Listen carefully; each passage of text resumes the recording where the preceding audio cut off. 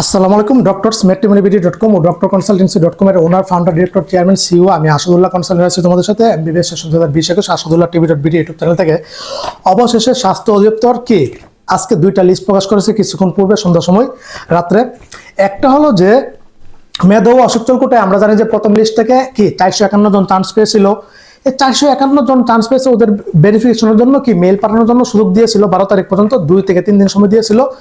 এবং সেখান থেকে আমরা দেখলাম যে কি 93 জন কি মেল পাঠায়নি, অথবা যে কোনো ভাবে ওদের মেলটা পাঠায়, ওরা তথ্য পাঠায়নি, অথবা কি তথ্যগুলি সাবমিট হয়নি, অথবা বাচ্চা আছে। ওদেরকে আবার সুযোগ দিয়েছে, 93 জনকে আবার সুযোগ দিয়েছে সরাসরি স্বাস্থ্য অধিদপ্তরে গিয়ে ডকুমেন্টগুলি জমা দিতে হবে।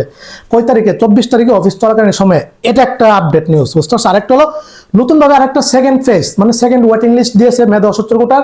সেখান থেকে 156 জন হয়েছে চান্স পেয়েছে, ভাইবার জন্য, ভেরিফিকেশনের জন্য সুযোগ পেয়েছে, বুঝতে পারছো। এই 156 জনের কারো পজিশন 20,000, 25,000, 30,000, 50,000 থেকে আমরা দেখলাম যে মেধা অসচ্ছল কোটা এসেছে নাম। এখন তোমাদের কি করণীয়? তোমাদের হাতে সময় আছে আর মাত্র 2 দিন, 17, 18, 19 এই 3 দিনের মধ্যে তোমার কি ডকুমেন্টগুলি সাবমিট দিতে হবে মেইলের মাধ্যমে, ইমেলের মাধ্যমে। ওই 93 জনের সরাসরি জমা দিতে হবে অফিসে 24 তারিখে। আর এই 156 জনের মেইলে পাঠাতে হবে। এই আজকে হচ্ছে তোমার 16 তারিখ, 17, 18, 19 এই 3 দিনের মধ্যে তোমার এটা মেইলের মাধ্যমে সাবমিট দিতে হবে স্বাস্থ্য দপ্তরে, বুঝতে পারছো বিষয়টা। তুমি যা যা তথ্য এখানে পজিটিভ দিয়েছিল সেগুলি এখন প্রমাণ সহকারে ডকুমেন্টগুলি দেখাইতে হবে, তৈরি করে সুন্দরভাবে এগুলি কি স্ক্যান করে, পিডিএফ তৈরি করে স্ক্যান করে মেইলের মাধ্যমে পাঠিয়ে দিতে হবে, বুঝতে পারছো বিষয়টা। পূর্ব যারা প্রথম ইয়াতে ছিল আমার আন্ডারে, যে মোটামুটি 20 জনের মতো ছিল, ওদের সবকিছু আলহামদুলিল্লাহ সুন্দরভাবে তৈরি করে দিয়েছে, এমনকি সাকসেসফুল মোটামুটি ও সবগুলি ওকে হয়েছে আলহামদুলিল্লাহ। ভেরিফিকেশন ইনশাল্লাহ পার হয়ে যাবে, ওটার দায়িত্ব আমি নিয়েছি, এমনকি চান্স ইনশাল্লাহ করে দিব ইনশাল্লাহ, কোনো সমস্যা না, হয়ে যাবে ইনশাল্লাহ। যে প্রসেস সুন্দরভাবে ডকুমেন্টগুলি তৈরি করেছি। বিষয়টা হলো এই যে 56 জন তোমরা এখন কি কি তৈরি করবা। তোমরা 56 জন এখানে একটা চেক লিস্ট আছে, ফার্স্ট তোমার এই চেক লিস্টটা তোমার ডাউনলোড করতে হবে পিডিএফ, এটা তোমার কি প্রিন্ট করতে হবে। এটার মধ্যে তোমার নামটা, মা বাবার সম্পূর্ণ ঠিকানা এখানে যা যা আছে এটা দিতে হবে। তারপরে এই 5টা যে ডকুমেন্ট আছে এখানে যা যা তুমি ইয়েস দিয়েছো, যা যা নো দিয়েছো, এগুলো তোমার এখানে কি লিখতে হবে। তো প্রথম লিস্ট হচ্ছে অভিভাবকের বাৎসরিক ইনকাম, তারপরে একটা হচ্ছে অভিভাবকের স্থাবর সম্পত্তির মূল্যবান, তারপর একটা হচ্ছে সামাজিক নিরাপত্তা কর্মসূচি, টিসিবি, বিজিএফ অথবা প্রতিবন্ধী ভাতা পাও কিনা, অথবা এতিম সন্তান কিনা, এটার ডকুমেন্ট দেখাতে হবে। 3 নম্বর 17 থেকে 20 গ্রেডের সরকারি, আধা সরকারি অথবা বেসরকারি স্বায়ত্তশাসিত চাকরিজীবী কিনা, অথবা প্রান্তিক কৃষক কিনা, মৎস্যজীবী কিনা, অথবা অন্যান্য নিম্ন শ্রমজীবী আইনজীবী কিনা, এটা পেশাটা প্রমাণ করে তোমার দেখাতে হবে।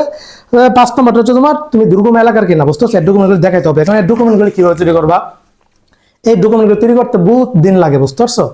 এখন এই হাতে আছে 3 দিন সময়, 3 দিনের মধ্যে তোমার ডকুমেন্টগুলো তৈরি করে সুন্দরভাবে সাবমিট করে ভেরিফাই করে তারপরে তোমার ওকে করতে হবে।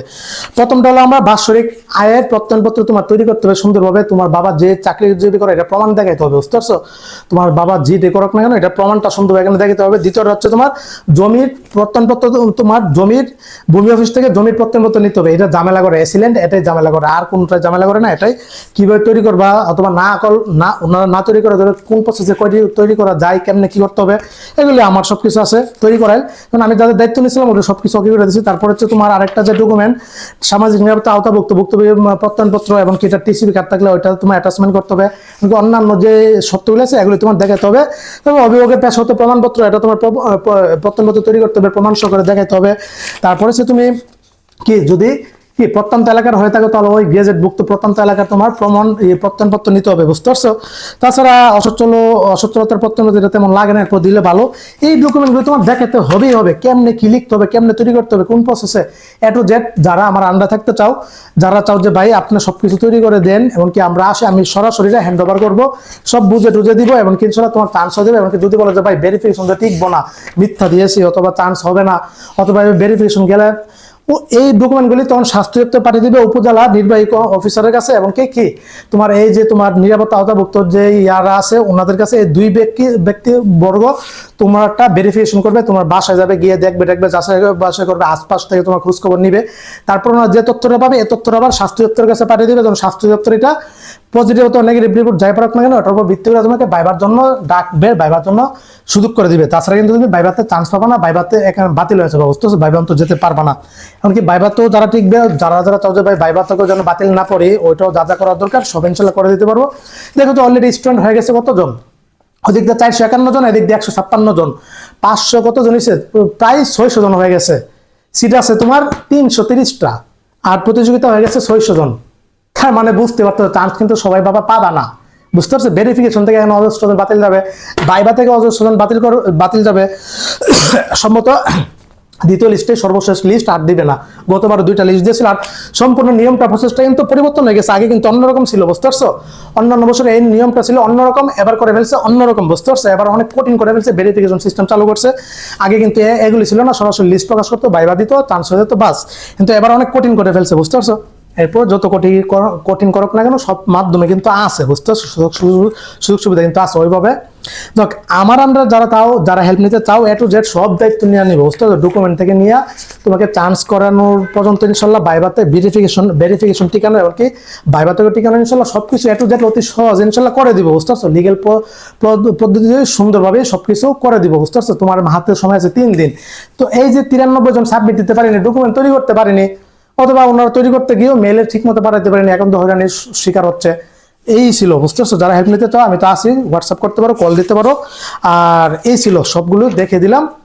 আর এখানে যে আরেকটা বিষয়, যে মেল করতে হবে, এখানে নোটিশ চলে গেল আছে, এই যে তোমার যে মেলটা DGME, আচ্ছা এখানে যে মেলে adnogubmc@dgme.gov.bd, এর মাধ্যমে তোমার মেলটা পাঠাতে হবে। তোমাদের সার্ভিসগুলো একদম বাজে, এই মেলের মধ্যে কোনো পিকচার নাই, মেলটা আদৌ গেছে কিনা এটার মানে বোঝার কোনো সিস্টেম নেই। মেল যাওয়ার পর একটা কংগ্রেচুলেশন যদি রিপ্লাই হিসেবে এই মেল পাঠাইতো, তাহলে বুঝতে পারতো স্টুডেন্টরা।